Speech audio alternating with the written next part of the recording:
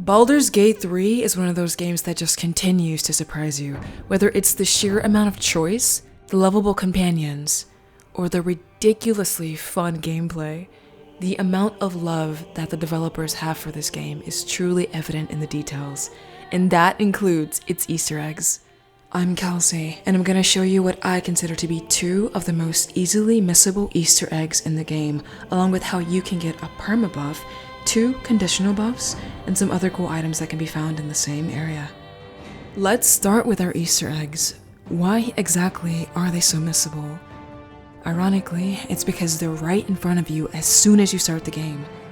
On the Nautiloid, you would come across 2 mine jars. The first one can be found on the table with the locked chest in the room where you found Shadowheart. Pickled brain, anyone? The second one can be found in the room immediately to the left. Head to the back and pick it up beside the cartilaginous chest. What we just picked up is the Dark Mind and the Slave Mind. Trust me on this, okay? Trust me. It's gonna be cool. It's gonna be cool. You might already recognize these jars from Act 2 if you decided to explore the Mind Flayer colony. But for those of you who may have missed this or need a refresher, after you enter the colony and defeat the Death Shepherd in the Necrotic Laboratory, head over to the right and you will find a machine tucked away in the corner. It's pretty easy to miss if you're just passing through. You'll need to do a little jump to get to it. Here is where you'll find 2 other mind jars, the Mind Archive interface and the Slack-Skinned Head. Ooh. Go ahead and enter the jars we found for some morbid but interesting dialogue. Oh, my darling Carolina, how I'd love to wine and dine ya, but you chose my foolish brother, oh. And when you two are well, my heart will be but dead.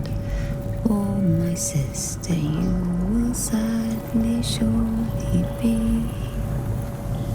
But my brother, he's a loser, and I take you for a chooser. So perhaps one day you'll leave him high and dry. And if you choose another, what's more loving than a brother? Yes, a stand-up, homely, gentle sort of guy. She hit that yoinky sploinky, eh? They're in my head. They're in my head. They're in yours too. It won't be long now until we're changed. Am I dead? I don't want to die, but I don't want to live. Not like this.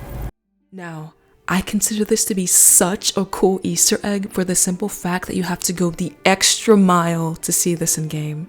You're not really supposed to see this during your first playthrough unless you're just a loot goblin and decided to hold on to these random jars that do nothing for all of Act 1 and only until the end of Act 2, like me. They're not marked as a special item in game, they're worth 1 gold and they weigh 5 pounds. The game encourages you to yeet them at your earliest convenience. Or maybe not. Alright, I'm done nerding out for now. I promised you guys a perma buff and some other cool shit. Let's get it. If you can get past the brain puzzle without rage quitting, you'll find another, wait for it, mind jar hidden within a secret passage. This is the waking mind, the most important one, alright? Hang on to it. You can also find the Blade of Oppressed Souls, the Circlet of Mental Anguish, and the Brain Drain Gloves. There's also a creepy cutscene back here about the Mind Flayer's grand design. Check it out.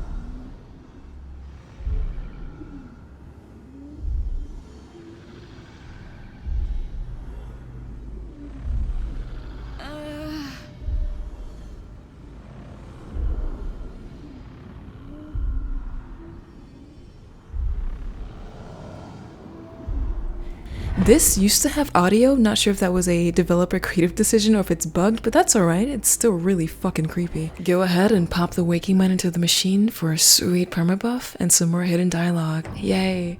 Touch my mind and purge it. At the very moment you do, I will make my knowledge yours. By agreeing to purge her mind, you will receive a perma buff called Githzerai Mind Barrier. You will now have advantage on intelligence saving throws. So fucking cool. On the table to the right, go ahead and pick up the Resonance Stone too, which gives you and your party the Steeped in Bliss condition if it's in your inventory. This does come with 2 disadvantages though. You'll have disadvantage on mental saving throws and you'll also become vulnerable to psychic damage. Be mindful of this one. Alright, we're gonna head to the barracks for our last conditional buff. In the middle of this circle jerk, you'll see Cressa Bone Daughter. She's the one you want. If you successfully pass... If you successfully pass the deception check, speak with her again, and then pass a persuasion check, you receive a condition called Myrkul's Gift. Until you long rest, you'll have an additional 10 temporary HP, and creatures who strike you with a melee weapon while that HP is active will take 10 cold damage. A nice buff for that upcoming fight with Catherick if you ask me. One last thing, don't forget to stop by the chop shop and pick up Best Brain. If you chose to spare the Intellect Devourer on the Nautiloid and kept it alive, Us can be found and freed from its cage. As a summon, Us has an increased 55 HP and has resistances to physical and necrotic damage. Ooh, your boy gets a glow up! Friend, we are here for you! I don't care what anybody says, Us is pretty cute. Alright guys, that's all the secrets I have about the Mind Flayer colony. I just wanted to share these things because they're so incredibly easy to miss if you just run through these areas. Baldur's Gate 3 not only has phenomenal environmental storytelling, but rewards you for your curiosity. Seriously. For example, here's hidden dialogue that can only be triggered after pouring blood on Karlach in the chop shop. We depart. Tastes like dwarf. Oh, Mama Kay. Wait, how does she know that though? If you enjoyed this video and want to see more Baldur's Gate 3 Easter eggs and secrets, please consider hitting subscribe and leaving a like to support the channel. I really appreciate it. Have you found any other cool things in the Mind Flayer colony? Let me know in the comments if so. Thank you so much for watching, and I'll see you all later. Bye bye.